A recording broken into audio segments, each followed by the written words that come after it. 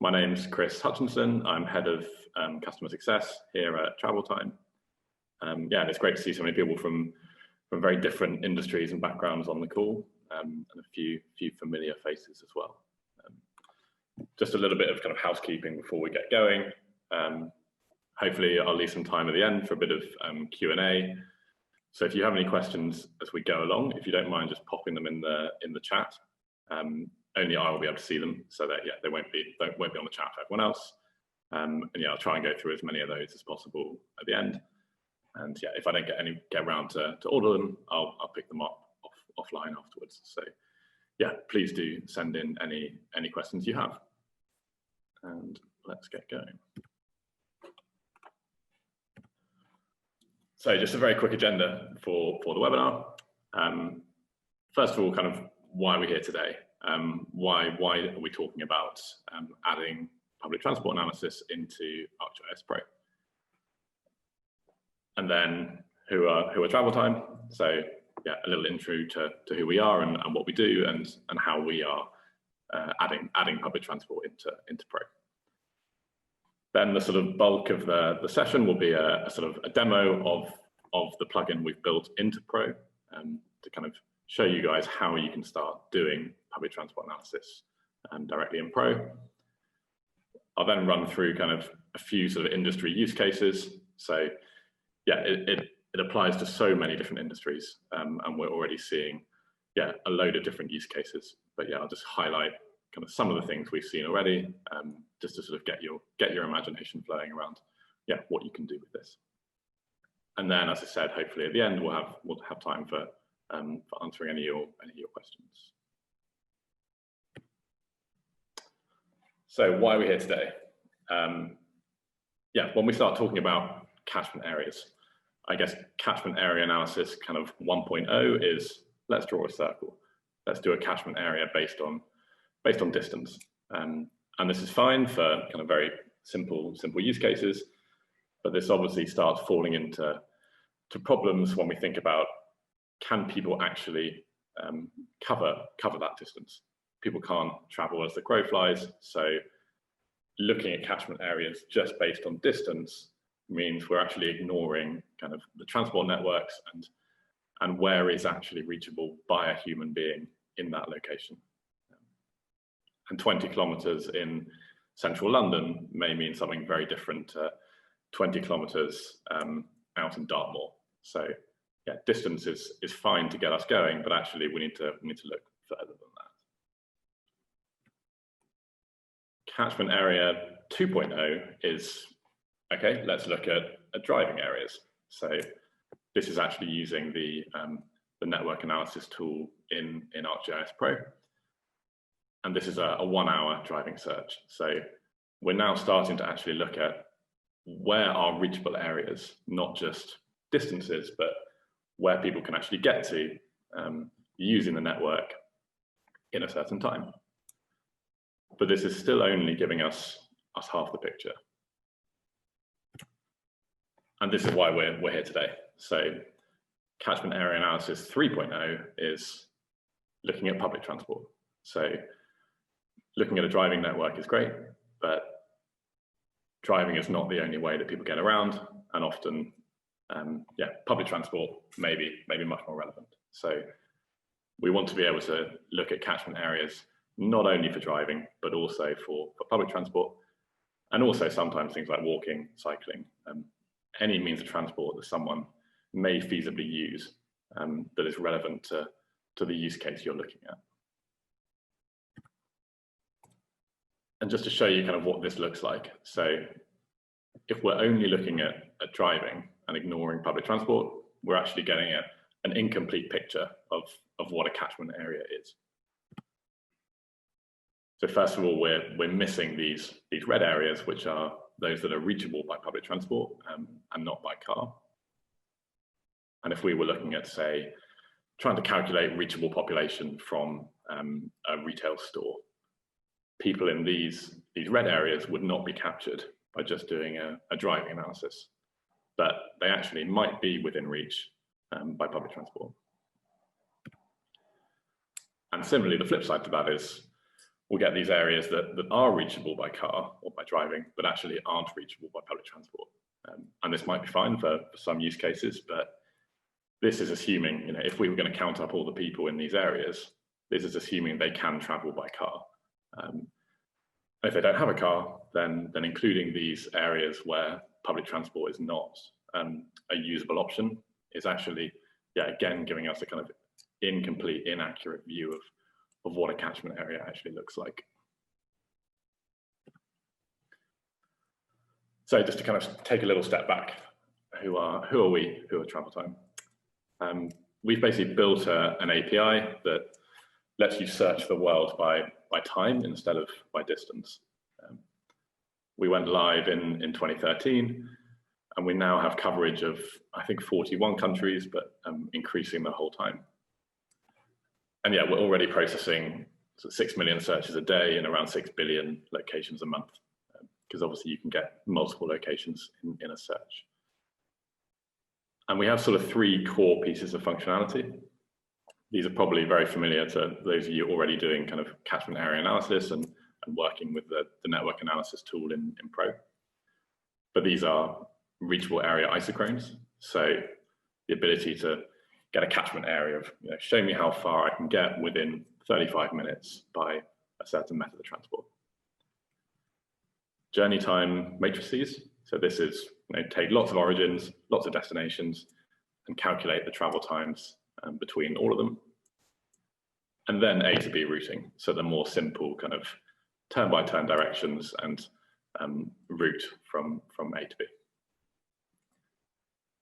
These tools that we've built can work with huge data sets. And the key thing, and the thing we're going to focus on today, is they can work for any method of transport. So not only driving, but walking, cycling, public transport, even specific parts of public transport. So just buses, for example, or just trains. And we even have a few multimodal options. So we have a driving then train model, which is kind of built for the typical commute from a sort of commuter belt into a large city where someone might drive to a train station and then carry on by train. And yeah, we can deal with huge data sets, and performance is very much at the heart of everything we've built. So the API was actually built initially to be on what we call search sites. So consumer-facing sites where the user wants to search kind of locations or data by travel time instead of by distance. So things like Total Jobs, Rightmove, Zoopla, where instead of saying, you know, show me jobs within 10 miles of where I live, we enable them to do show me jobs within 25 minutes public transport from where I live. And we've embedded this API into a number of third-party platforms using some add-ins or plugins that we've built. So there's a few listed there, but the one we're going to focus on today is ArcGIS Pro. And we're actually an Esri partner. So yeah, we're working with Esri themselves on how we can enable Esri users to start using this public transport analysis through the plugin we've built. And yeah, I'm now going to fire up Pro and yeah, show you around. So hopefully you can all see ArcGIS Pro now. Yeah, the 3 pieces of functionality I mentioned, so isochrones, matrices, and routes, are all enabled in Pro, and there's a couple of different ways we can use them. First of all, we can use them very simply through a travel time banner at the top, which lets you kind of use these tools for a sort of clicking on the map or just typing in addresses for the locations you want to use. We also have a toolbox that lets you run the same tools off of layers of points. And I'll show you how to do both of these now. So starting with isochrones, so reachable areas. We can open up our quick time map tool. So the idea with all of these is hopefully to be as kind of easy to use and self-explanatory as possible. So yeah, all I've done here is run one file that installs this plugin to Pro. it connects to the API, so you don't have to host any transport network data yourselves. There's no kind of fiddling around with GTFS. It's all through the API. You just have to put in the parameters you want into any of these tools, and you're off and running. So it's very, very simple to get running. So if we look at this QuickTime map, for example, we can create, say, 3 isochrones to start with, public transport, and there's a few ways we can run this. We can put an address in. We actually have our own geocoder as well. So this is not using the ArcGIS World Service. It's not using any credits. It's using the TravelTime geocoder. So if I hit run on this, it will basically do 2 things. It will first geocode that address, and it will then use that address to create these 3 public transport isochrones. And here they are, generated as 3 new layers, 1 for 15 minutes, 1 for 30 minutes, and 1 for 60 minutes. So using this quick tool is very, very easy to get up and running incredibly quickly and start creating these reachable areas by public transport.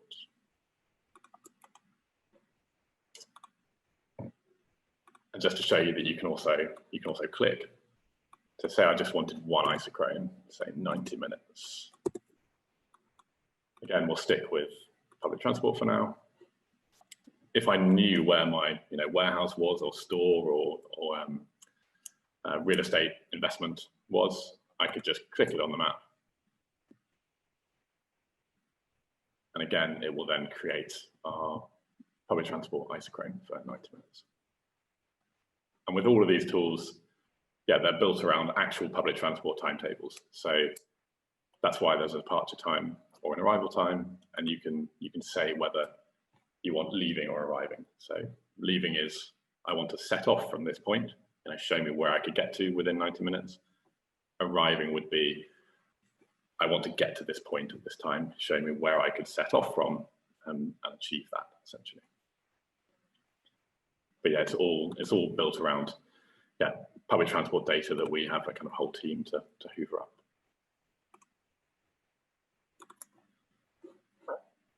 But if we imagine we wanted to create lots of these isochrones at the same time around a load of different locations, we could go through and kind of click them one at a time, but might get a little bit time consuming.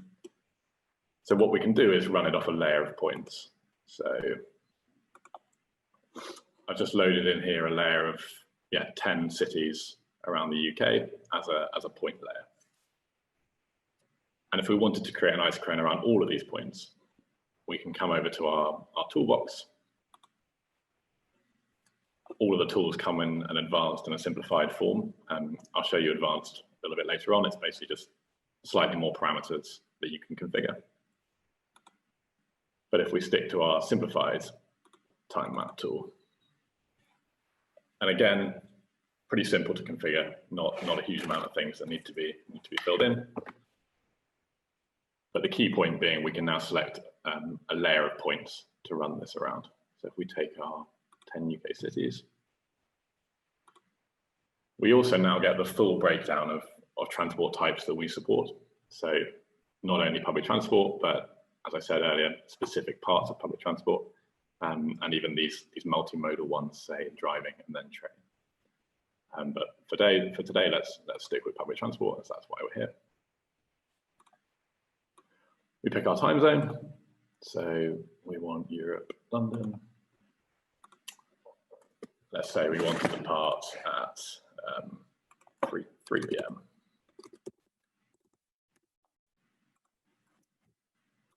And let's do say 70 or 60 minutes. We can also choose how we want these to be displayed. So normal will create one separate isochrone around all of these different points.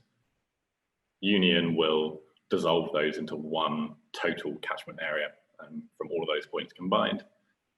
And then intersection will show you, if there is one, any area that's reachable from all of those points. But let's just run it as normal for now. and hit run. So all of these tools are connecting to the TravelTime API in the background.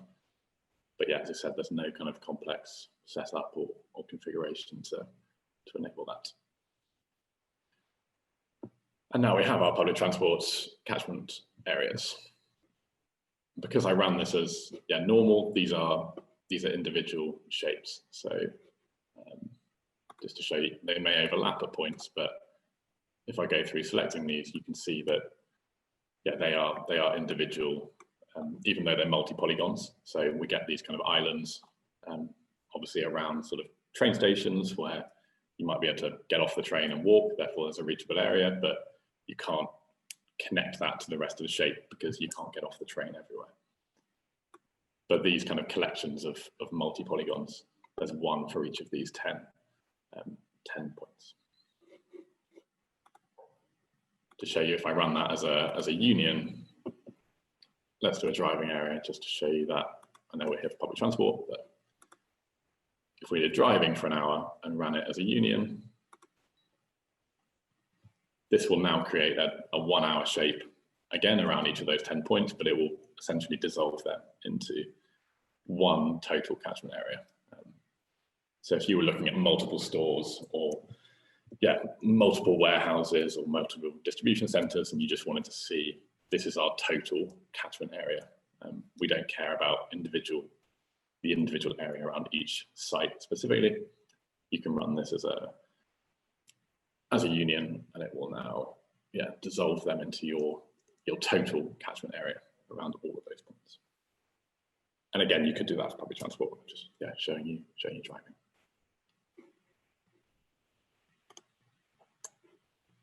Let's remove that one. So that is how to create these catchment areas. The next piece of functionality I want to show you is the routing. So this is the A to B routing that gives you details of the route and turn-by-turn directions, etc. And again, we can run this either from a quick tool or from layers of points. So I will show you both of those very quickly. We'll just zoom into London. So first I'll show you the quick tool while my map tiles just catch up with me.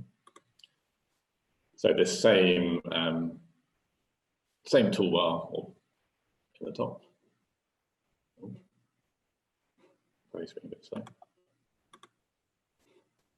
And the configuration is very, very similar to the isochrone tool. But here we obviously have an origin and a destination rather than just one point to run the area around. And again, we can run it off clicking on the map or entering addresses or lat longs. So if we again put a couple of addresses in here. As I said earlier, this is again using our own geocode, it's not using any Esri credits. Public transport, hit run.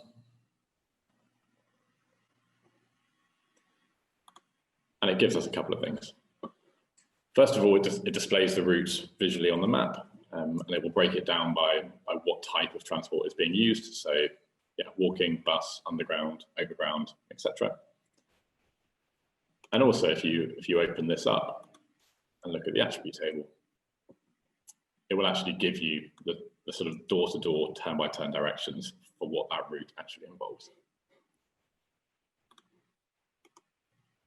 And we can again run that off layers of points if you want to see multiple routes at once.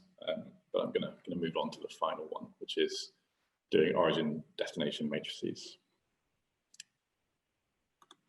So this is for, let's zoom out a bit. We have one layer of say 500 points. So this could be where 500 employees live. And we have another layer with 10 points, which could be 10 different offices. And we're trying to work out how do we allocate these 500 employees to their closest office based on public transport time. How long is it going to take them to get there?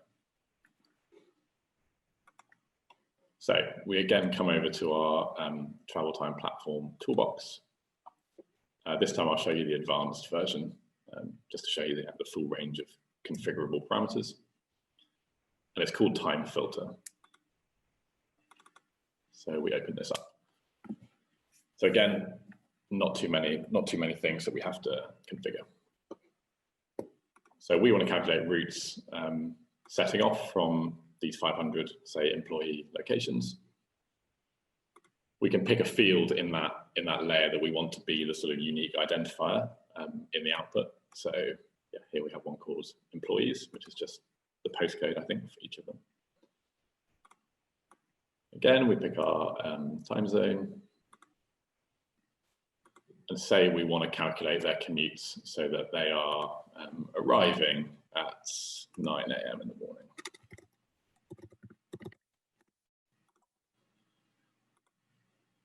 Public transport. So here we have a travel time field. So the reason this tool is called time filter is what it does with this value is it will mark any of these points as reachable or unreachable based on this cutoff. So if we only cared about commutes that are within 60 minutes, we can put 60 in here. What it will do is for any that are within 60 minutes, it will say this is reachable and it will return what the actual travel time is. For any that are outside of an hour or 60 minutes, it will just say unreachable and won't list a travel time. But if you want to kind of capture as many travel times as possible, we can put 4 hours in here. So this is kind of by default the maximum we support. And this will mean that any journey that's within 4 hours will be marked as reachable, and it will therefore return the exact travel time for that journey. So we want to arrive at these 10 UK cities. So this could be, yeah, the 10 offices that we have. And again, we pick a field from that layer to be the unique ID. So this is just going to be the city name. Just to show you these advanced fields. So these exist in any of the advanced tools. And they're kind of pre-configured with sort of sensible values that are actually the values used in the simple tools just in the background. But if you want to play around with them, you can. So things like walking time is a popular one. So this is for a public transport journey. How long do you allow someone to walk from where they start to the first public transport station or stop? And then at the other end, from their final public transport station or stop to their destination. So we set it as 15 minutes by default, but if you're running analysis in kind of more rural areas where actually people are willing to walk for, say, 25 minutes to get to the train station, you can increase that parameter here and it will just capture more journeys. But we'll leave that for now. And we'll hit run. So this one, yeah, will take probably 25, 30 seconds because it's effectively calculating, 5,000 travel times. So we'll let that run away. And again, I'm just showing you public transport, but if you wanted to do this for driving or cycling or walking, exactly the same tool, you just select a different travel mode. Yeah, as this is about public transport, I'm just using public transport for this.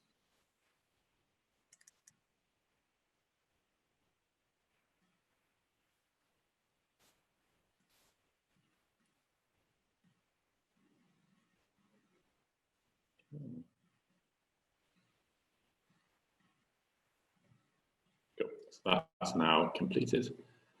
So they get marked as reachable and unreachable, but this is not actually that useful because we're looking at multiple. If you're only running it for one office, say, it would be useful because it would show you all of the reachable and unreachable. But because this is a combination, 10 different offices, what we're actually after is in the attribute table. And what we have here doesn't look very exciting, but we have a column for our departure locations. So this is all of those employee addresses. We have a column for the name of the city. So this could be our 10 different offices. And then we have, is it reachable? Yes or no, 1 or 0. And for any that are reachable within that 4-hour cutoff that we set, it returns the exact travel time in seconds. So what this has is a huge number of rows, and every one of these journeys that's reachable, it will return the travel time. As you can see, zeros are the ones that are outside of that 4-hour cutoff. So maybe if we increase the walking time from 15 minutes, we might capture even more reachable journeys. But this is kind of almost the real power of the tools. The isochrones are fantastic and a great kind of visualization, but the ability to put huge files through this of thousands, tens of thousands of points, and get all of these travel times very, very easily and very quickly is incredibly powerful. So yeah, I'm going to stop sharing Pro now and go back to just looking at a few kind of industry use cases before we have some questions. Yeah, I can send these round to everyone after the session, but yeah, just to give you an idea of kind of some of the ways in which we see these tools being used. So obviously, looking at the benefit of having these tools in Pro is the travel time bit is just one part of the the answer. There are all of the other tools in Pro that you can then use on top of this. So once you've created your isochrones, it's then about lay on top of that all of the other data you have, start filtering it based on inside or outside of these areas, looking at where areas overlap or where you can take one area away from another one. So we've never tried to build an end-to-end GIS solution because we would end up trying to just rebuild things that already exist, which is why we've just tried to enable travel time to be used in something like Pro. So everything else that Pro has can be used kind of as part of the chain of analysis, with travel time just being one part of that. But yeah, things like looking at a transport network. So this is using the routing tool with layers of points and calculating the routes from a load of different locations to one point. And you can start picking up, okay, which parts of the network are going to potentially see more traffic, either the road network or a public transport network. Other examples, so heat map to do site selection. So this is, say, where all of your employees live, but you haven't even worked out where you want to start looking for an office, for example.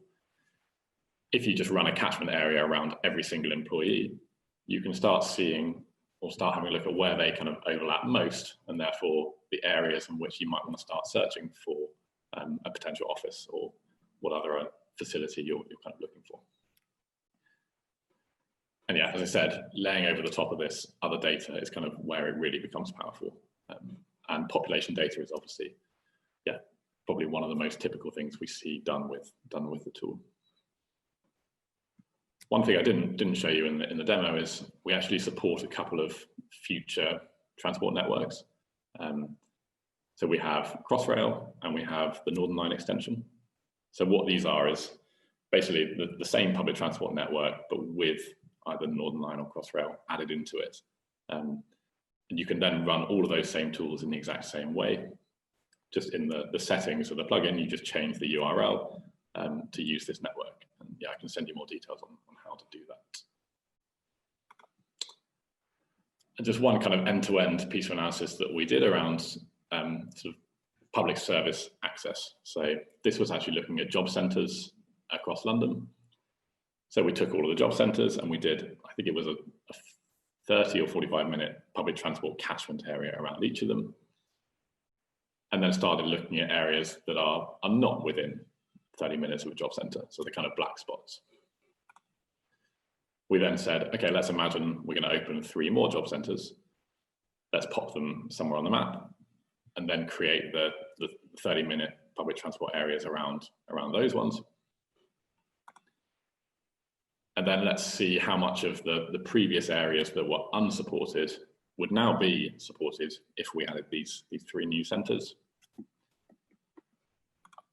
And then overlaying population data on the top of that, we can start looking at what the actual impact of these new sites would be. So the gain in the reachable population for each of these sites and what impact that would have on the sort of total unreachable population.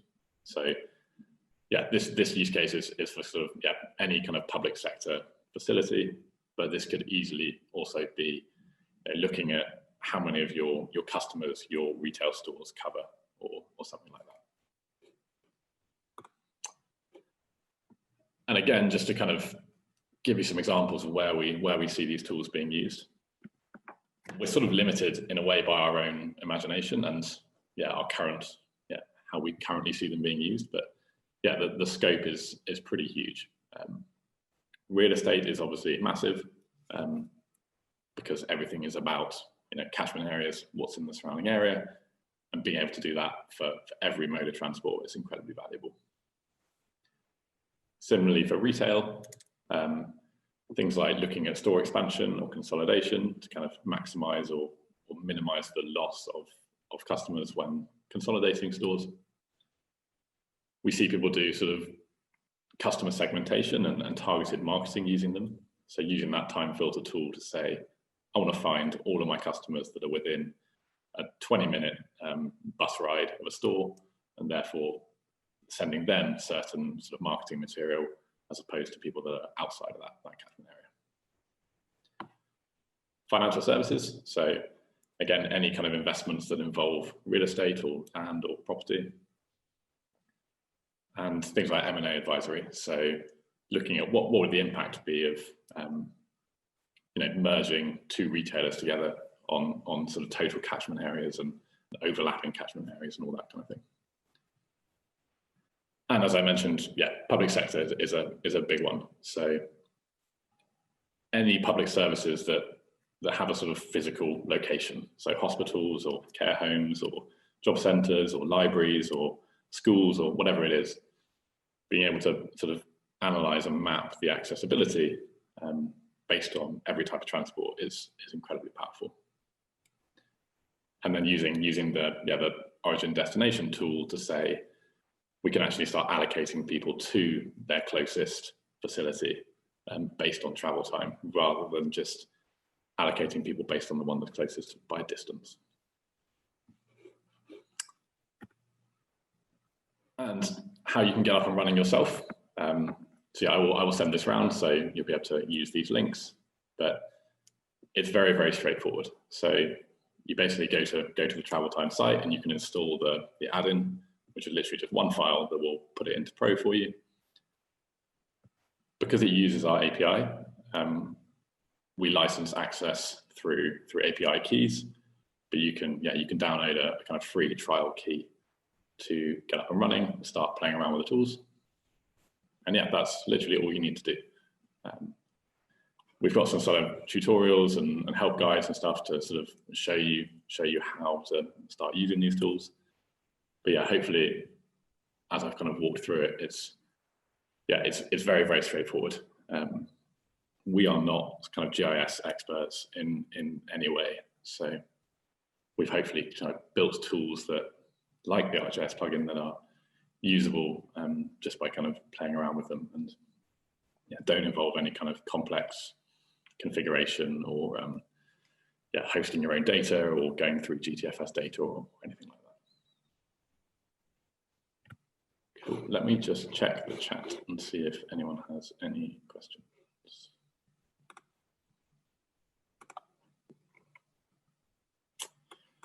Cool. So a few questions I will go through. So is it running off Google API? No, everything we have runs off of our own API and our own models. So we've built everything from the ground up. For example, the public transport data, we have a whole team that basically job is to go and source public transport data for every public transport agency in a country. Keep that up to date, updated every 2 weeks. And we often find when kind of benchmarking against Google that we actually often have more public transport agency coverage than Google do. Where we have coverage, so I can send around a list of countries that we have coverage in. Currently, as I said, 41. Not all of those are public transport yet, but in essence, we have full coverage in effectively Europe, North America, then places like Australia, New Zealand, South Africa, Singapore, the UAE, and yeah, expanding in kind of Southeast Asia as the next sort of big priority. In terms of the driving model, there's a question around how the time of day affects that. So the driving model is built around peak and off-peak times. So it doesn't use live traffic information. So if there is an accident on a road at the moment and I run a driving isochrone, it won't pick up on that. But what it will do is, if you run it at 9 AM versus 1 PM, the 9 AM time will be a sort of peak time, and therefore the traffic conditions will be assumed to be heavier than at 1 PM. So you'll get a kind of smaller area or longer travel times. In terms of, someone asked, what's the cost structure? So we basically license access on a per user basis, which effectively gives you unlimited access. So it's slightly different to the kind of Esri credit model. So our model is for an annual license, it's £250 per user per month. And we have a fair usage policy, but it's 100 API calls a minute and 300 a minute and 100,000 a day. So it's effectively unlimited. You can use any of those tools. You can do as much as you want for a fixed cost. Can you run the analysis against polygons and lines as well as points? No. So all of the tools, the layer that you're running it off needs to be points. We actually, funnily enough, had a question about this earlier this week around, can you run it off a line? You sort of can, because of how efficient it is, and similarly the way we price in terms of unlimited usage.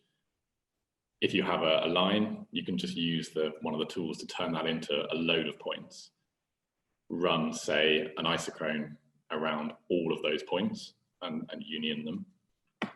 And that actually won't take that long, because the tool is so quick to run, and it doesn't cost you anything kind of financially to do any more analysis.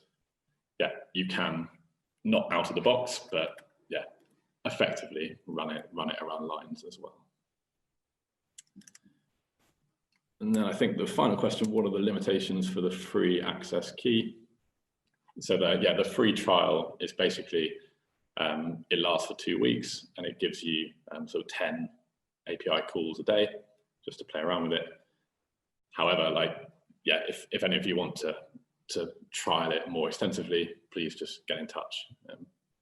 We're very happy to kind of move people on to a more extended trial, which lets you just play around with it as much as you like for a week or so. And as long as it's not being used for commercial purposes, that's absolutely fine. Cool. Unless anyone else has any other questions they want to pop in the chat, I think we're good. Cool. I'll send around these slides to everyone, and some information around where you can sign up and get more information and start playing around with it. And if you have any other questions, please just reach out, or any other comments or thoughts, or wouldn't it be great if it did this, or can it do this? Please do get in touch.